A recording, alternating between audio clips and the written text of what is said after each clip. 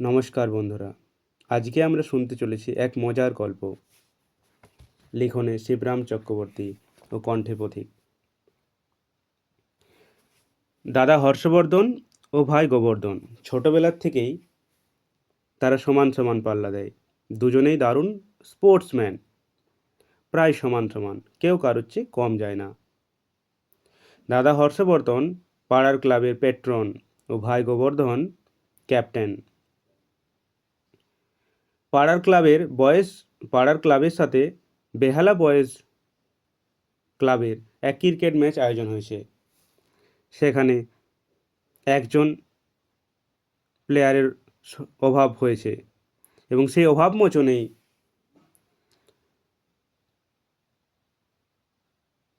ক্লাবের ছেলেরা হর্ষবর্ধনের কাছে আসে। কিন্তু হর্ষবর্ধন একটু মোটাসোটা, তো সেই শুনে ভাই গোবর্ধন বলে ওঠে, ক্রিকেট হচ্ছে বেজায় দৌড়ঝাঁপের খেলা দাদা, এই বয়সে তুমি ওই ভুঁড়ি নিয়ে পারবে না, যেও না বেহালায়, বেহাল হয়ে যাবে। এইসব ভুরি ভুরি বাক্য ব্যয়ের প্রয়োজন বোধ করেন না দাদা হর্ষবর্ধন। তিনি বলে ওঠেন, এই ভুঁড়িই যথেষ্ট। তুই বলিস কি রে, আমি পারবো না? আমি কি ক্রিকেট খেলতে পারি না? এমন কি কোনো জিনিস আছে এই দুনিয়ায় যে আমি পারি না? ক্রিকেট খেলতে আমি ভালোই পারি, বলে উঠলেন হর্ষবর্ধন। খুব পারবেন, খুব পারবেন, এই বলে উঠল পাড়ার বাকি ছেলেরা। ক্রিকেট খেলতে গিয়ে তুমি নিজেই পড়ে যাবে, গোবর্ধন বলে উঠল। তখন আমাকেই ওই 2.5 মণ বস্তা তুলে আনতে হবে। তখন বাকি ছেলেরা বলে, আমরাও আনবো গোবরদা, আমরাও তোমার সাথে নিয়ে আসবো। তখন গোবর্ধন তার তিক্ত অভিজ্ঞতা থেকে বলে উঠল, তোমরা তো আছো সে আমি ভালোই জানি ভাই রে। তখন যে যার নিজের বাড়ি পথে ফুরত, টিক্কিরও পাত্তা পাওয়া যাবে না কারোর। হ্যাঁ গোবরদা, ঠিকই বলেছ, চড়াই পাখির মতো সবাই ফুরত। তখন দলের অন্য একটা ছোট্ট ছেলে বলে উঠল, আমি বাবা ওই 2.5 মণই আলুর বস্তা বইতে পারবো না। এ শুনে হর্ষবর্ধন বলে উঠল, আমি আলুর বস্তা? চল, আমি তোদের ক্রিকেট খেলিয়ে দেখিয়ে দেবো, ওখানে দেখতে পাবি আমি আলুর বস্তা না চালের বস্তা। কে বলে আলু আপনাকে? আপনি ক্রিকেটেও বেশ চালু, বাকি ছেলেরা বলে উঠল। কলকাতার নানা স্থানের ইতর বিশেষ আর বিশদ করে গোবর্ধন বোঝাতে যাচ্ছিল ও উদাহরণসহ জানাতেও চাইছিল। কলকাতায় নেমেই তুমি ধর্মতলায় ধমার করে পড়ে গেছিলে কেন, মনে নেই? সে তো জায়গাটা ওই ধর্মতলা বলেই, ওখানে গেলে অমনি করে তোমায় পড়তে হবেই। তেমনি উল্টোডাঙায় গেলে তুমি উল্টাবে, চিতপুরে গিয়ে চিত হয়ে পড়বে, বেহালায় গেলে বেহাল হতে হবে নির্ঘাত। হব তোর কি, তুই যা না, নিজের বেহালা বাজাকে যা। এই বলে দাদা হৈ হৈ করে বেরিয়ে পড়লেন পাড়ার ছেলেদের সাথে। কোথায় বলে আনাড়ির মার। ব্যাট ধরে দাদা হর্ষবর্ধন প্রথমে এমন এক হাঁকড়ালেন, বল একেবারে পগার পার। প্রথম চোটেই 1 ওভার বাউন্ডারি। চালান দাদা, চালান দাদা, চালিয়ে যান, এমনি করে হৈ হৈ করে বলে উঠল সবাই। চালাবোই তো, আলবাত চালাবো। হর্ষবর্ধন বলে, ক্রিকেট খেলতে জানি না নাকি আমি? ফার্স্ট ক্লাস খেলছেন দাদা, সত্যি মারি। গোবরদাটা যে কোথায় গেল দেখুক না এসে। দ্বিতীয় বলটাও যে মাঠ পার হয়ে গেল। দৌড়ান দাদা, দৌড়ান, দৌড়ান, হাঁকতে লাগলো ছেলেরা। না বাপু, ওই সব দৌড়ঝাঁপের ভেতর আমি নেই। এই স্থূল কলেবর নিয়ে এই হুলুস্থুলু আমায় পোষাবে না। তৃতীয় বলেও তার ওই কীর্তি। ছুটুন ছুটুন, দাঁড়িয়ে কি করছেন? কোথায় ছুটবো, বল তো মাঠ পেরিয়ে গেছে।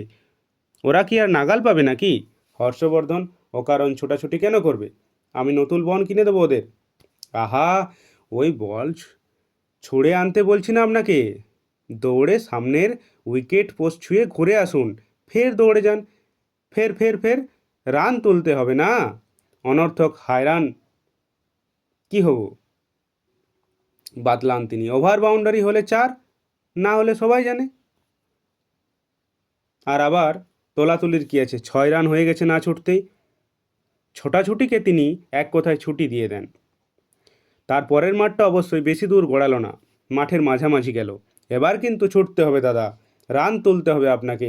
এটা আপনাকে ওভার বাউন্ডারি হয়নি কিন্তু, না হোক আন্ডার বাউন্ডারি তো হয়েছে।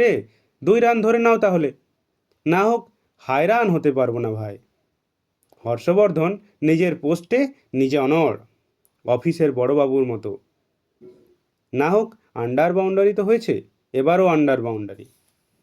আরে সব কি ওভার বাউন্ডারি হবে? মাঝে মাঝে আন্ডার বাউন্ডারিও হবে বই কি, বেশিরভাগ তাই হবে ভাই। এই বলে হর্ষবর্ধন সবাইকে চুপ করিয়ে দেয়। তোমরা দৌড়ান দৌড়ান করে সব ধরে নাও। এমনি করে গোটা 20 রান তুলতে তুলতে একটা বল উইকেটে লাগলো, পড়ে গেল স্ট্যাম্প। Out out! অন্য পক্ষে ছেলেরা চেঁচাতে শুরু করলো, নট আউট নট আউট! আরও জোর গলায় জাহির করলো হর্ষবর্ধন, কিন্তু তারা শোনে না, মানতে চায় না তার কথা। তখন তিনি ফাউল ফাউল বলে চেঁচাতে থাকেন। ফাউল হয়েছে, অফ সাইড হয়ে গেছে ঘোষণা করে দেন হর্ষবর্ধন। এটা কি ফুটবল যে ফাউল অফ সাইড হবে? তাদের বক্তব্য। নো বল নো বল, আমাকে আরেকটা চান্স দিতে হবে, নইলে আমি খেলবো না, খেলতে আসবো না আর কখনো। তোমাদের সঙ্গে আড়ি হয়ে যাবে আমার। নিয়ম বিরুদ্ধ হলেও সবাই মিলে একমত হয়ে ভোটের জোরে আরেকটা চান্স দিল তখন। কিন্তু এবার বল মারতেই সেটা লাফিয়ে উঠল, আর একজন ক্যাচ ধরে ফেলল। ক্যাচ! কট কট! আউট হয়ে গেছে দাদা। নট ভাই নট, বাই চান্স হয়ে গেছে, ওটাও কিচ্ছু নয়। হর্ষবর্ধন ব্যাট না ছাড়তে না ছোড় বান্দা। তখন আরেক চান্স দেওয়া হয় তাকে, আবারও তিনি ক্যাচ আউট। আরেক চান্স চাই, লাস্ট চান্স। এবার তিনি ধরে বসলেন, ব্যাট ছাড়তে চাইলেন না কিছুতেই, বললেন আরেকটা চান্স দাও আমাকে, চকলেট খাওয়াবো তোমাদের। এন্তার এন্তার, যত চাই যত খুশি। চকলেটের দৌলতে আরেক চান্স মিলল তার তখন। এবার তিনি খুব সতর্ক হয়ে ব্যাট ধরলেন। ঠুক ঠাক, কিছুতেই আর আউট হওয়ার পাত্র নয়। বড় বড় মারের ধার কাছ দিয়েও যান না, কি জানি যদি ক্যাচ আউট হয়ে যান আবার, তাহলে ওই মারই আর একটু আধটু গোড়ায়। দৌড়ান দাদা দৌড়ান, রান তুলুন না, দৌড়াচ্ছেন না কেন? তখন পাড়ার ছেলেরা বলছে। হর্ষবর্ধন অনড়নট নড়নচড়ন ব্যাট ধরে নাছোড় বান্দা। দৌড়ান দৌড়ান, চারধার থেকে হো হই করে সবাই। এবার দাদা হর্ষবর্ধন সবার প্ররোচনায় উত্তেজিত হয়ে যেই না একবার দৌড়াতে গেছেন, অমনি কি হলো কোথায় কে জানে, সবাই উঠল চেঁচিয়ে, রান আউট রান আউট! তারপরে ছেলেটি ছুটতে এসে তার হাতের ব্যাটটা কেড়ে নিয়ে বলল, রান আউট হয়ে গেছেন দাদা, এবার আর কোনো চান্স নেই আপনার, এবার আমার পালা, আপনি ফিরে যান তাঁবুতে। ছেলেটার হাতে ব্যাট দিয়ে দাদা হর্ষবর্ধন তাঁবুতে ফিরে গেলেন। দূর দূর, এসব ভারী ঝকমারি খেলা, আমার এসব পোষায় না, তিনি বকবক করেন। খারাপ কি খেলেছেন দাদা, মন্দ কি এমন? উৎসাহ দেন একজন। না বাবু, এসব লক্করদের ফক্করদের খেলা। বিরক্ত হয়ে হর্ষবর্ধন দূর থেকে ছুঁড়ে ফেলেন হাত পায়ের প্যাডগুলো। এসব আমার মতো ভদ্রলোকের কম্য নয়, বিশেষ করে ভদ্রলোক যদি বেশি হিষ্টপুষ্ট হয়। তার মনও সায় দেয় না তার কথায়। বকতে বকতে মাঠ পার হয়ে রাস্তায় একটা ট্যাক্সি নিয়ে তিনি নিজের আস্থানায় ফিরে গেলেন। দৌড় গোড়াতেই ভাই গোবরের সাথে দেখা। কোথায় ছিলি রে এতক্ষণ? দাদা কেন? যেতে পারতিস আমার সাথে, দেখতে পেতিস আমার খেলাটা কীরকম খেললাম যে একখান। কীরকম?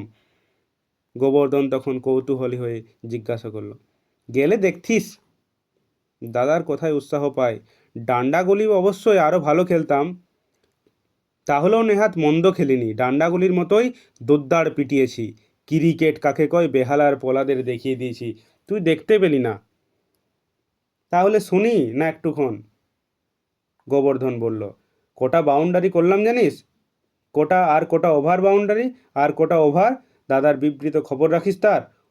ওভারটা কি আবার? আরে ডবল বাউন্ডারি, 3 ডবল বাউন্ডারি, আবার কি? ও, তা তুই কি করছিলি তা তখন, কুড়ের মতন বাড়িতে বসে? ভাই গোবর্ধনকে জিজ্ঞাসা করলো। বাড়িতে বসেছিলাম নাকি, আমিও খেলতে গেছিলাম, খেলছিলাম এক ম্যাচ আমিও। তুই ম্যাচ খেলছিলিস? কি ম্যাচ রে? ক্রিকেট?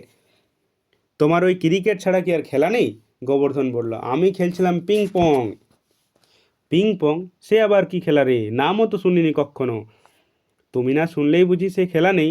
বায়োস্কোপ কেন খেলা বুঝি? দাদার ঈর্ষা জড়িত ঈর্ষৎ কৌতূহল। পিং পং তো জানি একটা বায়োস্কোপ, সেই রকম কোনো খেলা বুঝি পিং পং?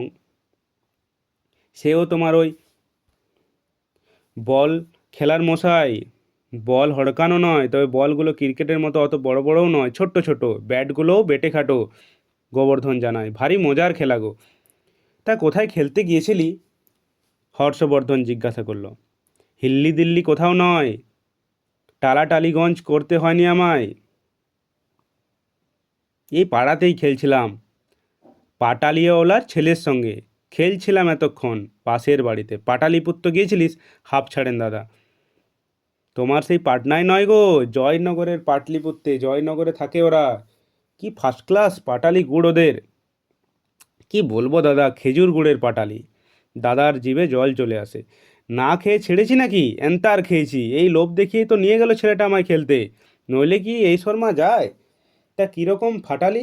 ওই পিং পং ফাটাফাটির খেলা নয় গো দাদা, এই খেলা টুকটাক। এ তো তোমার ক্রিকেট বা ডাঙ্গুলি নয় যে ফাটাবো। ভদ্রলোকের খেলা বুঝলে, বলতে পারো ভদ্র বালকদের।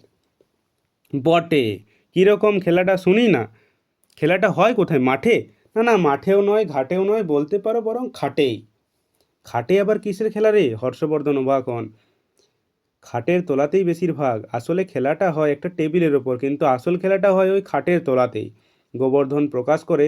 ছেলেটা একটা বল মারে, একটুখানি বল, একটুতেই হারিয়ে যায়। খাটের তলায়, চৌকির তলা থেকে খুঁজে আনতে হয় গিয়ে। বল মারবার পর আমি একটা ছেলেকে চৌকির তলায় ঢুকিয়ে গিয়ে সে আবার সেখান থেকে খুঁজে নিয়ে আসে। খেলাটা ভারী মজা দাদা। এ ভেতর মজাটা কোনখানে? হর্ষবর্ধন জিজ্ঞাসা করলো হা করে তাকিয়ে। মজা ওই চৌকির তলাতেই, বুঝছো না? সেখানে তো যত আরশোলা। দাদা হর্ষবর্ধন বলল। আরে তুই আরশোলাতেই মজা পাস নাকি? আমার বাপু গা ঘিন ঘিন করে ওসব দেখলে। আরশোলা কেন গো? ভাই গোবর্ধন বলল, তার তলাতেই তো যত মজা, সাজানো যত থরথরে বিন্যস্ত খেজুর গুড়ের পাটালি।